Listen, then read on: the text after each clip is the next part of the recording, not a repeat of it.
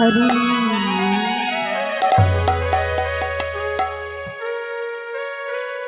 লীলার মুকুটমণি আমার মহাপ্রভু, ভাবরসের মুকুটমণি আমার মহাপ্রভু, লীলা বদান্য অবতারী আমার মহাপ্রভু, ভাবে প্রেমে গড়ায় আমার মহাপ্রভু। সেই মহাপ্রভু, যেই মহাপ্রভু আমাদের দান করে গেছেন। কি দান করেছেন? না প্রেম দান করেছেন,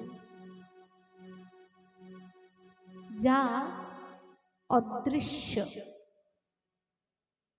যা শুধু অনুভবের জিনিস, যা যার কোনো মূল্য নেই, সেই প্রেমটা দান করেছেন। আর দান করবেন বলে কি করলেন না, নদিয়ার ভাগ্যাকাশে শচী গর্ভ সিন্ধু ভেদ করে তিনি পদার্পণ করেছিলেন, নিজের চরণ ধুলি রেখেছিলেন। মহাপ্রভু একা আসলেন না গো, মহাপ্রভু নিজে আসলেন, সাথে করে নিয়ে আসলেন তার সকল পারিষদগণদের।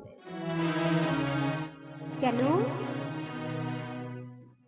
কারণ প্রেম আস্বাদনে বলুন, আর প্রেম বিলানোই বলুন, আর প্রেম নিয়ে খেলাই বলুন, একা একা তার সম্ভব নয়। তার জন্য সঙ্গের প্রয়োজন।